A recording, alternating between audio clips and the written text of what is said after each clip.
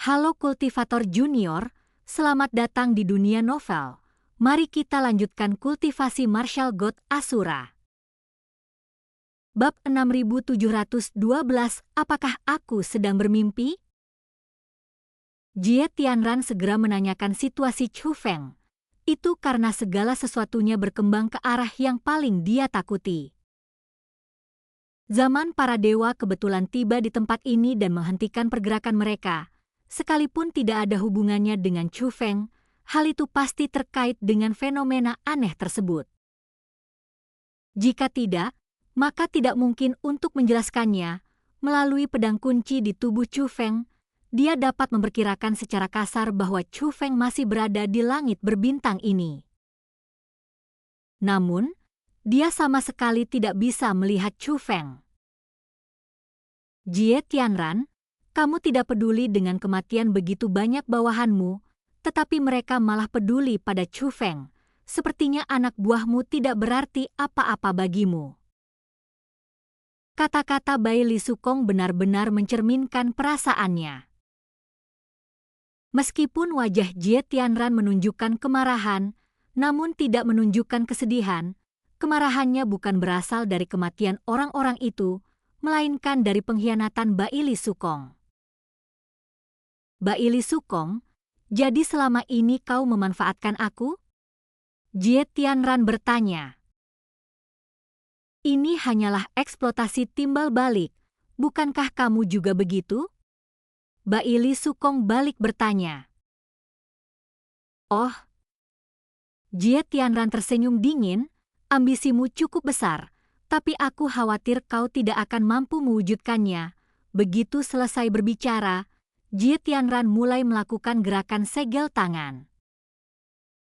Melihat hal itu, Bai Li Sukong dan yang lainnya langsung terlihat kesakitan dan mulai meronta. Tak lama kemudian, sebagian besar anggota sekte penjara membeku, benar-benar tak bergerak. Hanya mereka yang berada di level komandan penjara, seperti Bai Li Sukong, yang masih berjuang. Tak lama kemudian, Jimo Qianzhou, Wu Ma Hanshuang, dan para tetua faksi netral juga berhenti bergerak. Bai Li Sukong, yang berjuang mati-matian, tidak dapat bertahan lama dan akhirnya berubah menjadi seperti patung. Para anggota sekte penjara berdiri diam seperti patung batu, mempertahankan postur mereka sebelumnya. Hanya bola mata yang bisa bergerak, sebagian merasa ketakutan, sebagian lagi marah. Wow, aku tidak menyadari bahwa orang-orang dari sekte penjara ini lebih jago berakting daripada berkelahi. Egi menghela napas sambil menyeringai. Lagi pula, racun Gu yang ditanamkan Jie Tianran pada tubuh mereka telah lama diberantas, dan reaksi para anggota sekte penjara saat ini sepenuhnya diajarkan oleh Chu Feng. Bahkan saat ini, Chu Feng sedang mengamati segel tangan yang dibentuk Jie Tianran sambil menganalisis niat Jie Tianran, sehingga secara diam-diam memberi instruksi kepada anggota sekte penjara tentang bagaimana harus bertindak. Namun, Jie Tianran yang tidak menyadari kebenarannya memasang ekspresi puas. Mau melawan aku? Apa kau benar-benar berpikir aku tidak berdaya sama sekali? Sebaiknya aku memberitahumu saja. Meskipun kalian tidak mengkhianati saya, kalian tetap akan menjadi boneka saya. Teknik Jie Tianran berubah sekali lagi. Semua mata di sekte penjara tertuju ke tanah. Bai Li Sukong, katakan padaku, kemana Chu Feng pergi? Jie Tianran bertanya. Dia memasuki fenomena aneh itu, inilah yang dikatakan Bai Li Sukong. Pintu gerbang menuju fenomena aneh itu belum dibuka, jadi bagaimana dia bisa masuk? Jie Tianran bertanya lagi. Dia membuka pintu formasi, dan begitulah caranya dia masuk.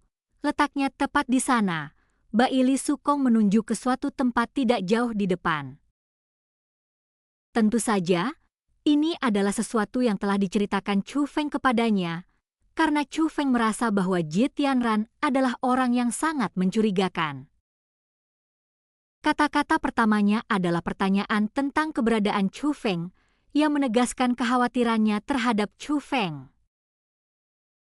Bagi Jie Tianran saat ini, keberadaan Chu Feng adalah hal yang paling penting dan ini bisa digunakan untuk memancing Jie Tianran mendekat.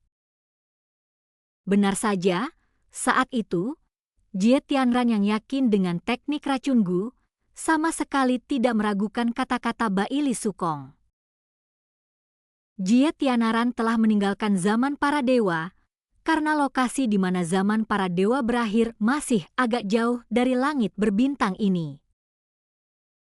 Untuk bisa bergerak lebih cepat, Jie Tianran hanya mengeluarkan sebuah jimat dan menempelkannya ke tubuhnya untuk meningkatkan kecepatannya.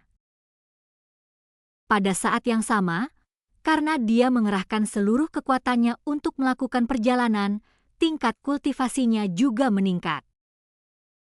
Seperti yang Chu Feng duga, Jie Tianran adalah spiritualis dunia naga langit tingkat kelima dengan 2 tingkat kekuatan tempur yang melampaui naga langit biasa.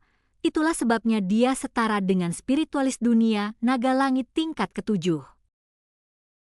Dalam perjalanannya, Jie Tianran juga mengeluarkan jimat dan menggunakannya sebagai elemen utama untuk menyusun sebuah formasi. Bahkan sebelum mereka mendekat, susunan pengamatan yang canggih itu diaktifkan dan terkunci pada lokasi yang ditunjukkan oleh Baili Sukong. Dengan penuh percaya diri, dia sama sekali mengabaikan Baili Sukong dan yang lainnya, hanya fokus mengamati formasi besar tersebut. Senior, bisakah Anda memeriksanya untuk saya? Mengapa aku tidak melihat sesuatu yang istimewa di tempat ini? Jie Tianran mengamati saat dia mendekat, tetapi dia sudah cukup dekat. Namun, Jie Tianran tetap tidak menemukan formasi tersembunyi apapun di tempat yang ditunjukkan oleh Baili Sukong. Jadi satu-satunya pilihan yang tersisa adalah meminta bantuan dari iblis tua di dalam tubuh Jie Tianran. Bum bum bum.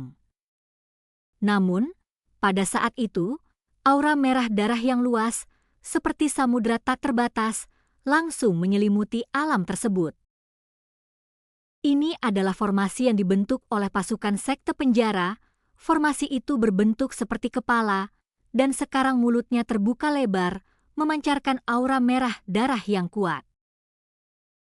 Namun aura merah tua itu terlalu besar jika dibandingkan dengan tubuh manusia, benar-benar seperti samudera yang luas.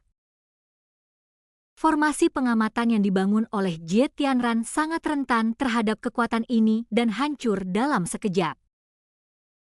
Namun, Jie Tianran yang jauh lebih kecil tetap tidak terluka.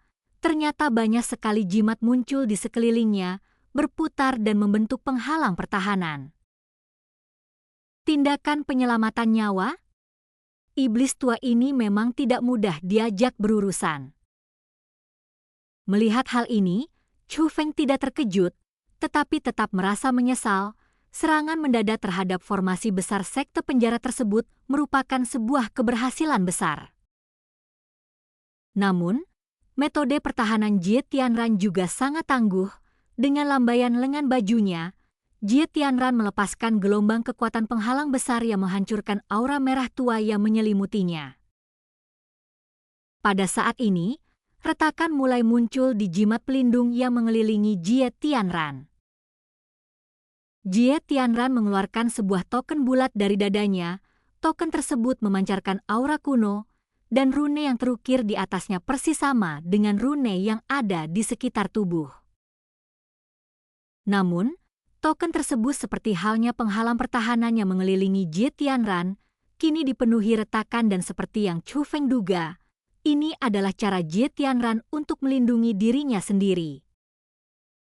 Fitur ini akan aktif secara otomatis ketika Jie Tianran menerima serangan fatal untuk melindungi nyawa Jie Tianran. Namun, seperti perisai roh surgawi, kemampuan ini hanya dapat diaktifkan sekali. Ini awalnya adalah kartu truf Jie Tianran untuk bertahan hidup, tetapi langsung hancur dengan cara ini. Oleh karena itu, di mata Jie Tianran yang sudah tua, tidak ada lagi keraguan atau kegelisahan. hanya satu emosi, yaitu kemarahan.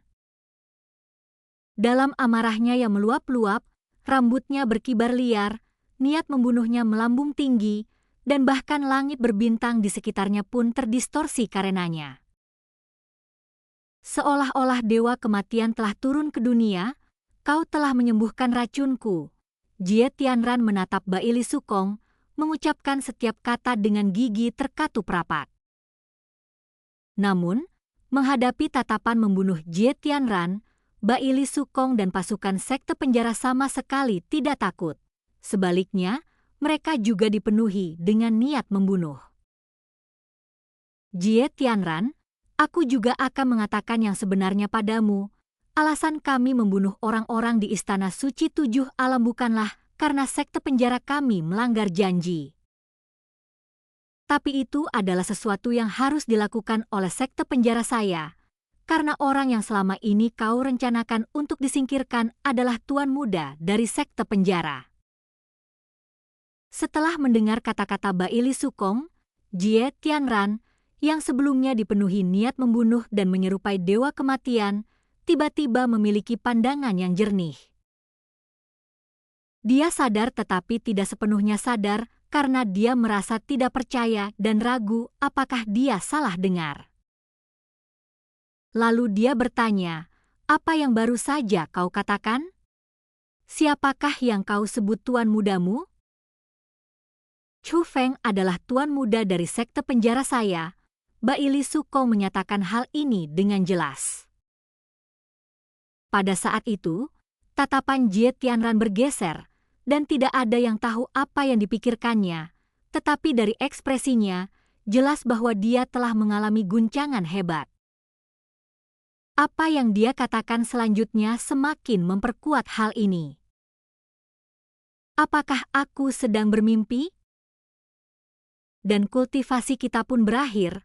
Mari kita lanjutkan kultivasi martial god Asura berikutnya di dunia novel.